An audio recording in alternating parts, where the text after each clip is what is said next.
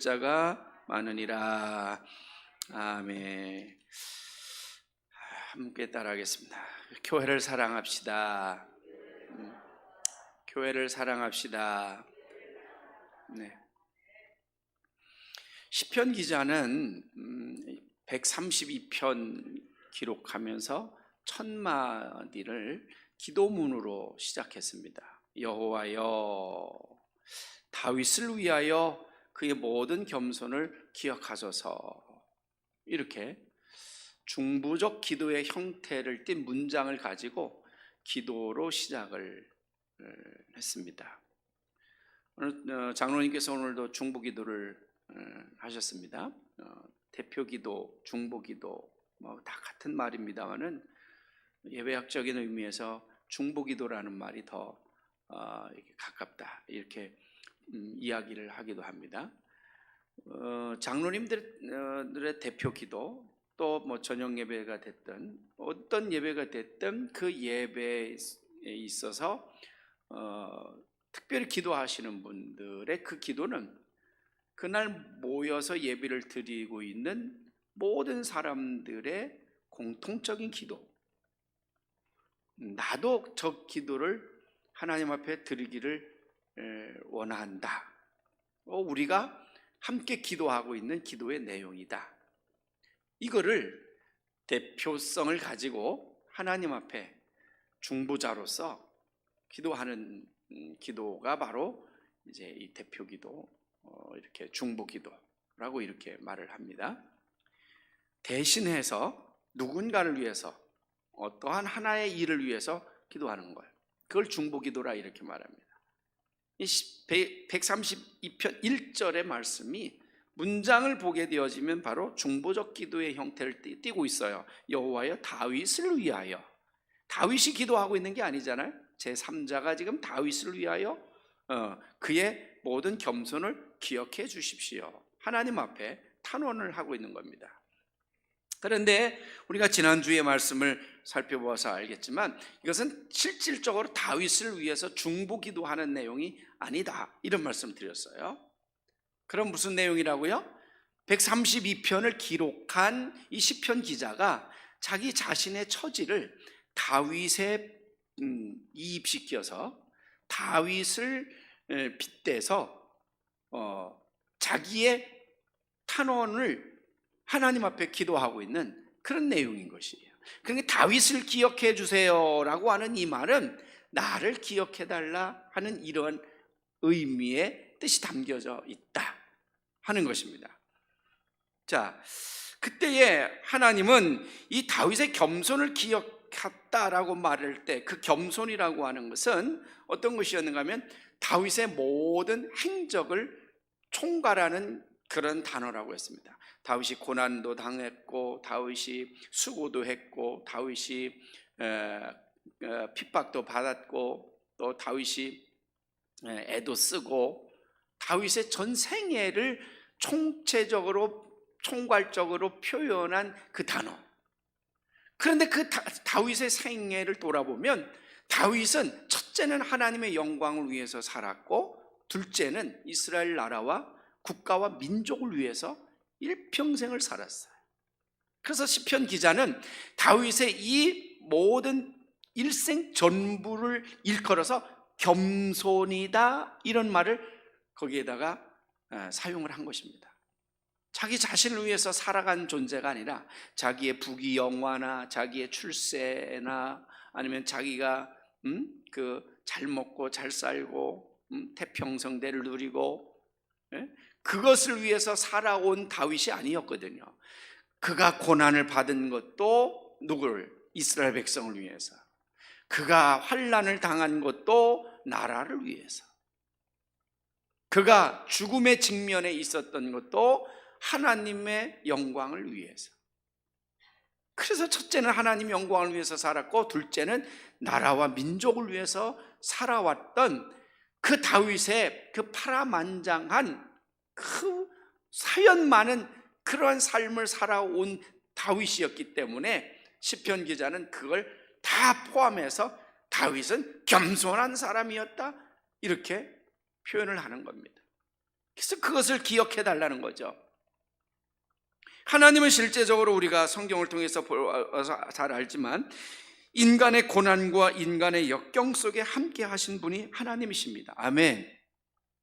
그래서 시편 기자는 이 말씀을 통해서 우리가 고난이 찾아왔을 때, 우리가 역경에 부딪혔을 때, 우리가 어떠한 실패를 경험했을 때 시험 들지 말라는 거예요. 넘어지지 말라는 거예요. 우리 그리스도인들에게 있어서 고난은 하나님께 기도할 기회인 것이고, 우리 그리스도인들에게 시련이 온 것은 하나님께 부르짖을 때인 것이고, 하나님이 일하실 때가 고난의 때요, 시련의 때요, 어려움 때인 것입니다. 여러분, 하나님께 부르짖으셔야 돼요. 어렵다고 생각하시면 기도하셔야 돼요. 힘들다고 생각하면 기도하셔야 돼요. 할렐루야! 여러분, 우리가 가지고 있는 이 성경이 어떤 말씀입니까? 전지전능하신 하나님이 죄인들, 그 연약하고 나약한 힘없는 그 인간들에게 도우시고, 은혜 베푸시고 사랑해 주시고, 그래서 기적과 같은 일을 이루게 하신 하나님의 그 일하신 그 이야기를 담아놓고 있는 게 바로 이 성경 말씀이잖아요. 아멘. 그래서 우리 그리스도인들은 어떤 상황에 부딪혀도 절대 낙심하면 안 돼요. 고난이 오면 기도하면 되는 거고, 환난이 오면 하나님을 부르짖으면 되는 거고, 힘들면 하나님 앞에 무릎 꿇고 기도하면 되는 것이고, 일이 잘 안 풀리면 하나님 앞에 도움을 요청하면 되는 것이고,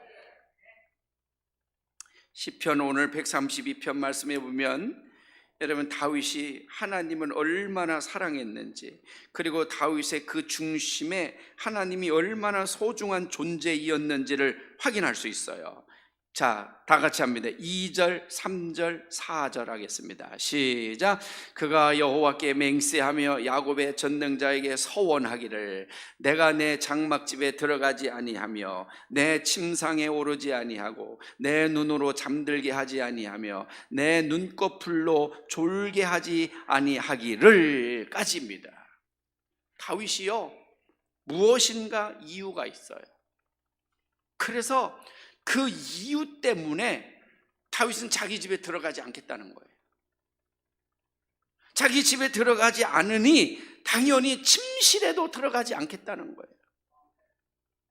집에도 안 들어가요, 침실에도 안 들어가요, 방에도 안 들어가겠다는 거예요.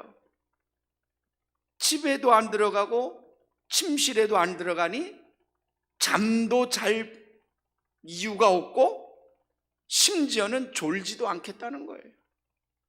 뭐 때문에 그럴까요? 뭔가 이유가 있어요.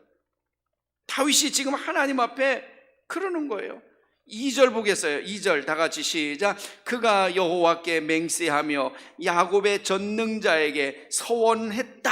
그가 누구냐? 다윗을 이야기하는 거예요. 다윗이 하나님께 맹세했다는 거예요. 맹세한 것으로 부족하여 서원까지 했다는 거예요. 그토록 그 어떤 중요한 일을 다윗이 지금 앞에 놓고 있는 거예요. 그래서 그 문제가 해결되어지기까지는 내가 집에 들어가지도 않고 침실에 들어가지도 않고 잠도 안 자고 졸지도 않겠다. 어떤 문제가 있길래, 무엇 때문에? 다윗은 지금 철옹성과 같은 성벽을 수축해서 성벽을 만들어 놓고 그 안에 우리가 소위 말하는 대궐과 같은 왕궁을 다윗이 편히 쉬고 먹고 마시고 할 수 있는 집무실에, 말 그대로 왕이니까 왕이 거하는 왕궁을 얼마나 여러분 잘 지어놨겠습니까? 그리고 그 왕궁을 보호하기 위하여 여러분 성벽을 둘레 성벽을 초롱성같이 쌓아놓고, 그렇게 좋은 궁궐, 그렇게 좋은 집에 들어가지 않고 잠도 안 자고 졸지도 않겠다는 거예요. 뭐 때문에 그랬냐?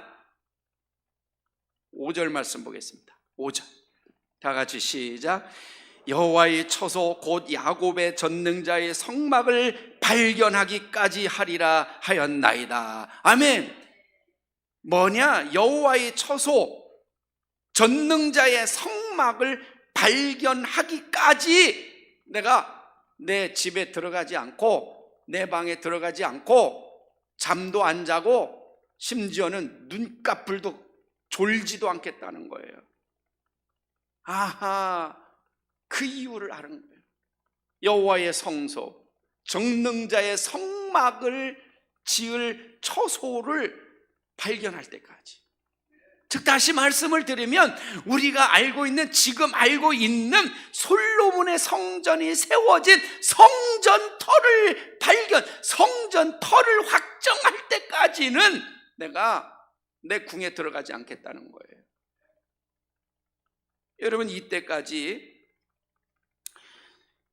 하나님의 임재를 상징했던 법궤가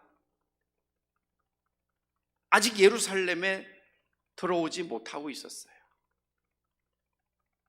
그래서 다윗은 그게 늘 마음에 불안했던 거예요. 불안하기보다는 하나님 앞에 죄진 마음을 늘 가지고 있었던 거예요. 그래서 그 하나님의 성전을 지어서 하나님의 임재의 상징인 그 법궤를 빨리 모셔서 안치시킨다?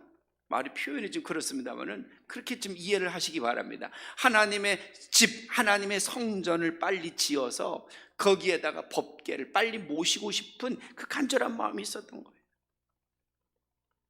그래서 그 일을 하기까지, 그 일이 완성되어지기까지는 내가 절대로 내 집에 들어가지 않고 방에 들어가지 않고 내가 잠도 안 자고 졸지도 않을 것입니다.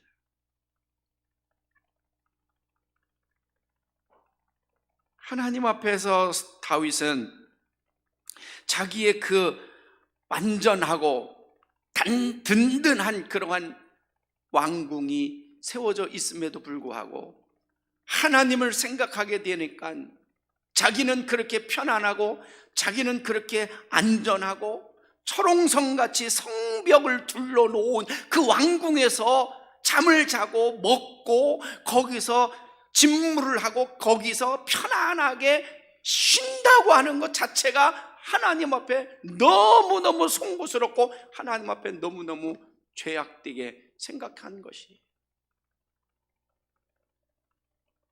그도 그럴 것 아니겠습니까? 하나님의 임재를 상징하는 법궤는 지금 어디에 있는지조차도 몰라요. 뒤에 이제 제가 설명하겠습니다만은 어디쯤에 있을 것이다 라고 가상만 했습니다. 그랬더니 결국에는 찾고 찾아봤더니 전혀 생각지도 않았던 곳에 이 법궤가 머물러 있었어요.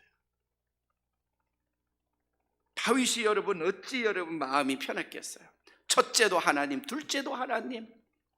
첫째 하나님의 영광만을 위해서 평생을 살아온 다윗이었으니 그 하나님의 임재의 상징인 법궤가 여러분 아직 예루살렘 성으로 하나님의 성전이 지어질 장소, 그 터도 정하지 못한 그런 상황 속에 있었으니 다윗이 무슨 음식을 먹은들 그게 여러분 맛을 느낄 것이며 무슨 비단 침구에서 잠을 잔들 아무리 밤새도록 24시간 호위병들이 다윗의 왕궁을 지켜주고 호위를 한들 그 침실에서 잠을 편안하게 잘 수가 있겠느냐 이런 말이죠.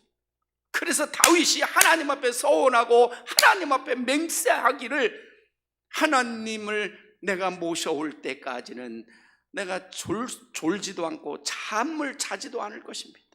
내가 먹지도 않을 것입니다. 여러분, 순례자는 시편 132편 말씀의 내용을 전체적으로 총괄적으로 보게 되어지면 우리가 이스라엘 백성의 남자들은 1년 3번에 반드시 예루살렘 성으로 나가야 된다고 했잖아요. 그 3대 절기는 집에서 지킬 수 없어요. 마을에서 지킬 수 없어요. 작은 회당에서 지킬 수 없어요. 유월절과 맥주절과 추수감사주일은 반드시 성전에 나가서 제사를 드려야 되는 거예요. 그래서 시편 기자는 인고의 고통을 감수하면서 걷고 또 걸으면서 발이 짓무르고 물집이 생기고 무릎이 아프고 전신이 피곤함으로 지치는 그런 상황 속에서도 굳굳이 참고 인내하면서 몇 날 며칠을 걷고 또 걸어서 마침내 예루살렘 시온 높은 성 꼭대기에 서 있는 그 예루살렘 성전을 바라본 거예요. 솔로몬의 성전을 바라본 거예요. 그 순간에 이 순례자는 그 하나님의 성전을 바라보면서 누구를 떠올린 것이냐 하면 솔로몬의 성전인데, 솔로몬이 건축했기 때문에 솔로몬 성전이라는 이런 이름이 붙어졌는데, 솔로몬을 떠올린 것이 아니라 누구를 떠올렸다고요? 다윗을 떠올린 거예요. 놀랍지 않습니까? 지금 현재 세워져 있는 이 성전은 물론 솔로몬의 본 성전은 아닙니다. 전쟁을 통해서 이미 허물어지고 무너지고 그렇게 해서 다시 재건되어진 그런 성전입니다만은, 어쨌든 솔로몬 성전인데 솔로몬을 생각해낸 것이 아니고 다윗을 생각해냈어요. 다윗은 이 성전을 짓는데 여러분 아무것도 한 것이 없어요. 물론 솔로몬의 성전을 최초의 원천적인 근본적인 솔로몬 성전을 지을 때 성전에 사용되어질 모든 기구들을 다윗이 다 모아놓고 다 준비는 해놨습니다마는 건축은 솔로몬 아들이 솔로몬이 성전을 지었거든요. 근데 시편 기자는 그 아들 솔로몬을 떠올린 것이 아니라 다윗을 떠올렸단 말이죠. 왜 그랬을까요? 뭐 때문에 그랬을까요?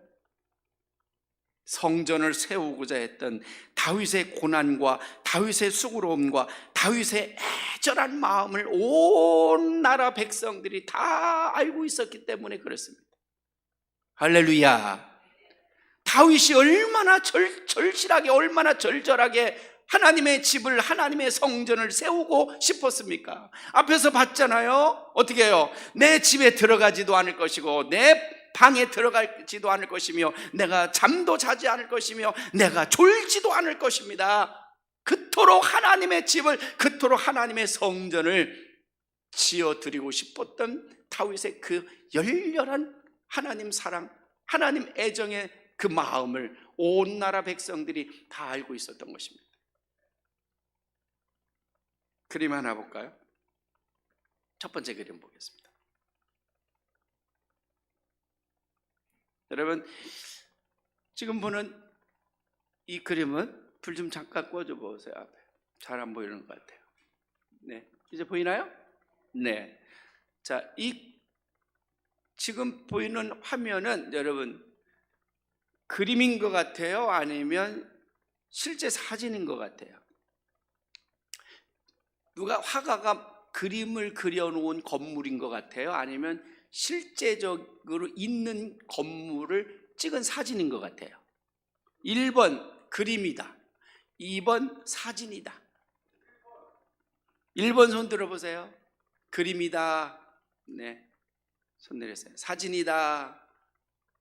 손을 안 들으신 분은 내가 안 봐서 모르겠습니다 이겁니다. 네, 모르겠습니다. 사진이 아니고 저거는 실제 그림이 아니고 실존의 교회예요. 어마어마하죠? 세상에 누가 저거를 설계를 했으며 누가 저거를 저렇게 건축을 했을까? 저 교회를 보면은요, 조금 뭐 미술을 공부했다든지 뭐 조금 역사적인 그런 좀 안목이 있는 사람은 대번에 떠올려요. 누가 저 교회를 설계를 했는지. 설계가가 바로 그 유명한 가우디라고 하는 사람이에요.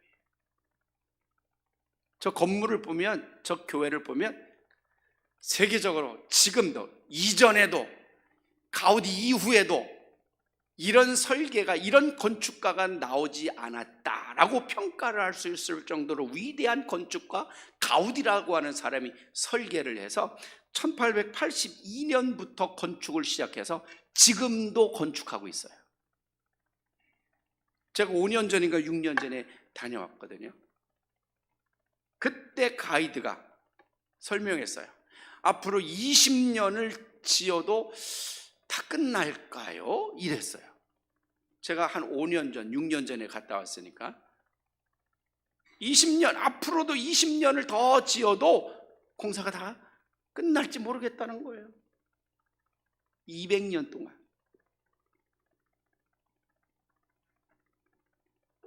다음 그림 보겠습니다. 이건 뭘까요? 무슨 그림이에요? 기도하는 손이잖아요.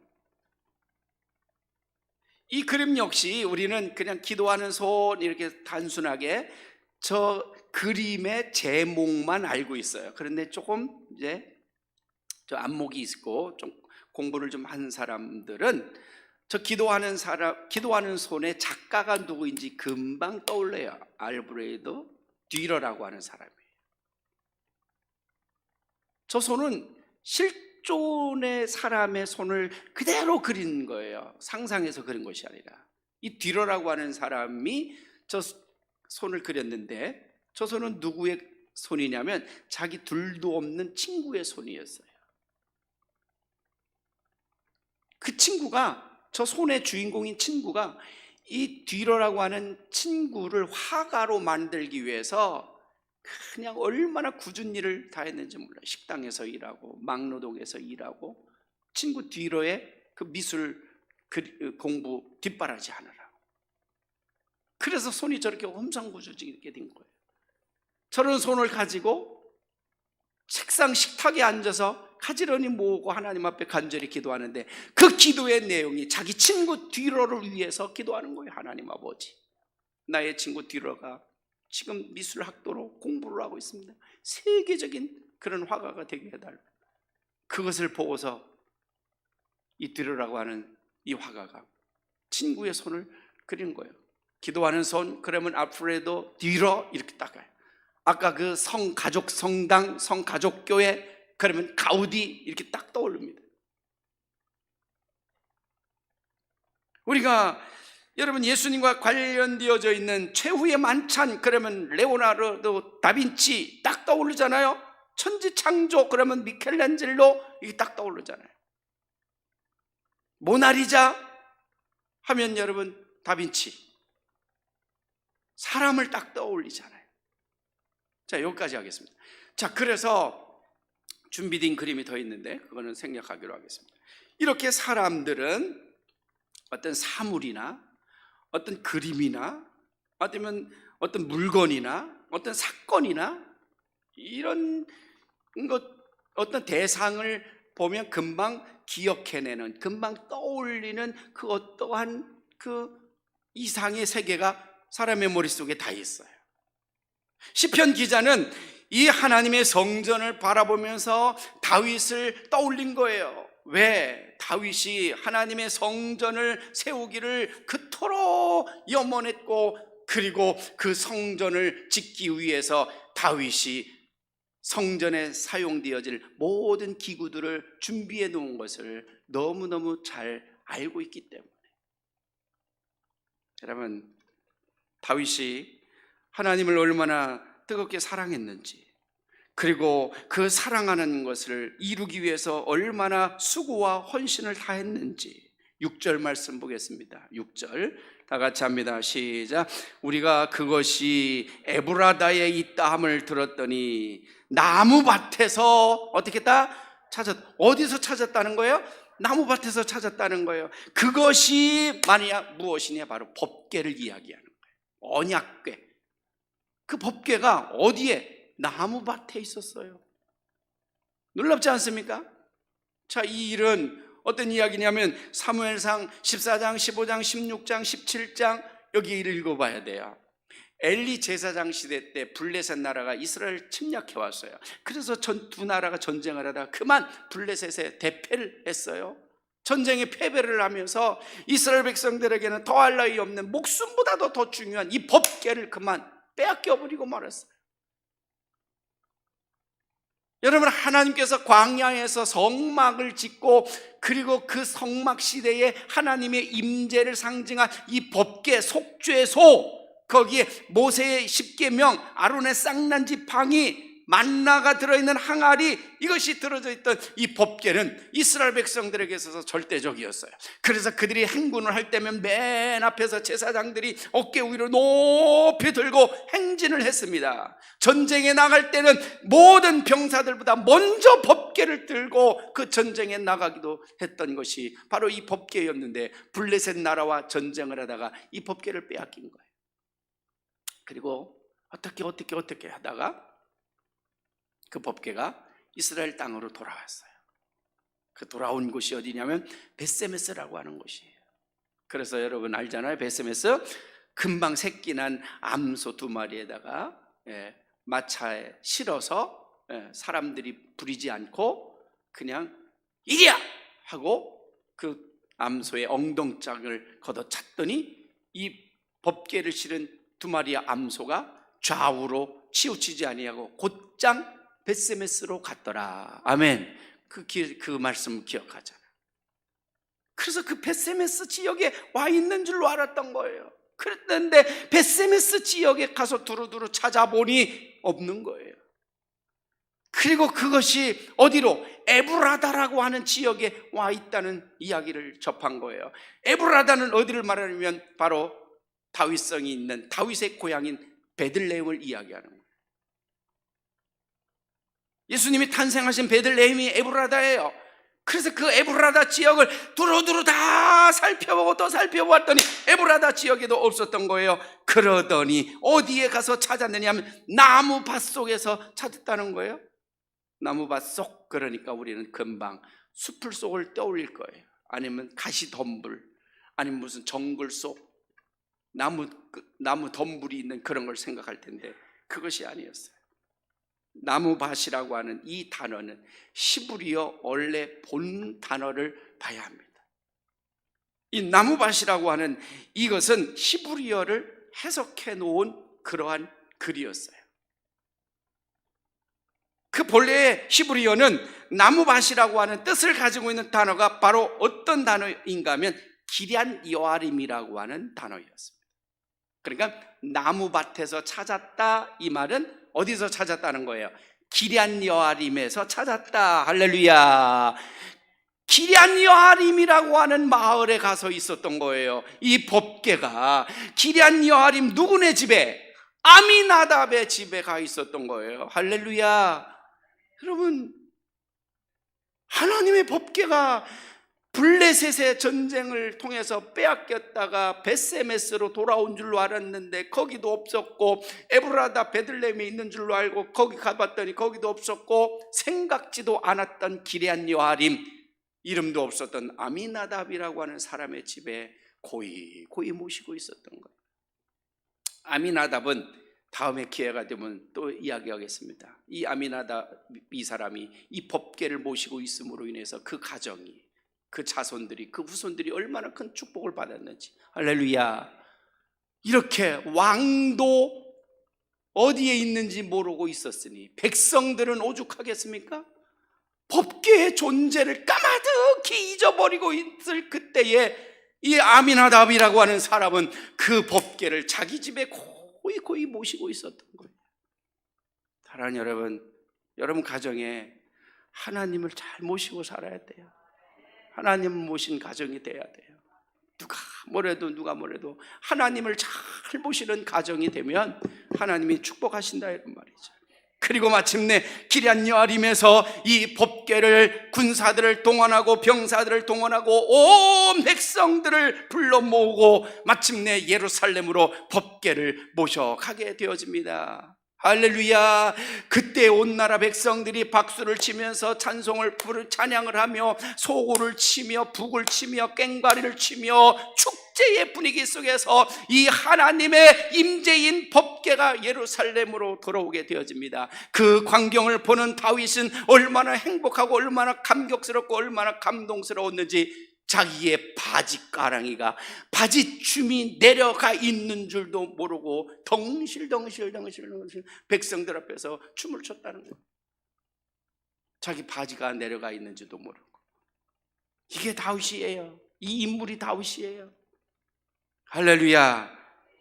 사랑하는 여러분, 다윗은 언제나 하나님 중심적으로 살았고 하나님의 집을 먼저 생각했고 성전을 먼저 소중히 여겼고 하나님이 거하실 처소를 자기의 궁궐보다도 더 소중히 여겼던 그런 인물이었습니다.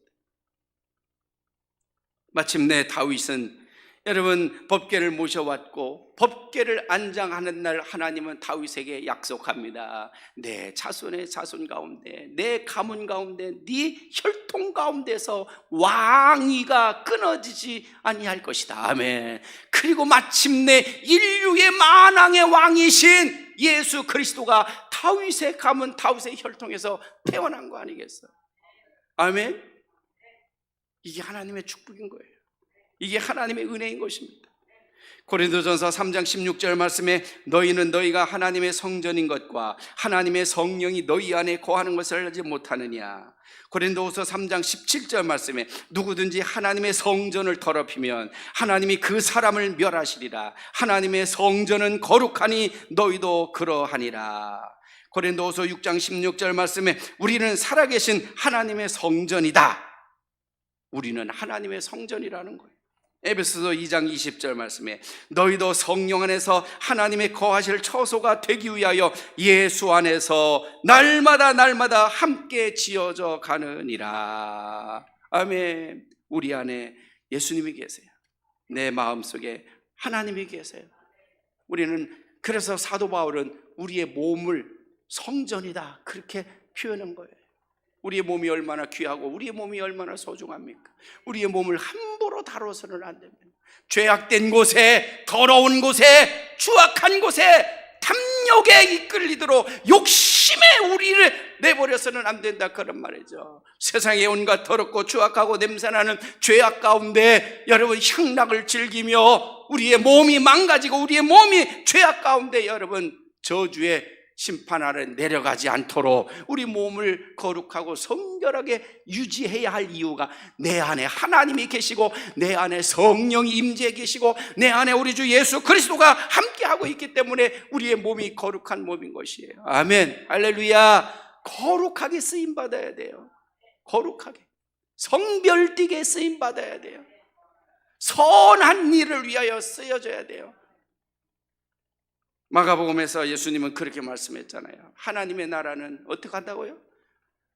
나를 위하여 부모도 형제도 자식도 전토도 다 버린 자이어야만 하나님의 나라가 임하게 되느니라. 욕심을 버려야 돼요. 욕망을 벗어나야 돼요. 할렐루야. 마음을 비워야 돼요.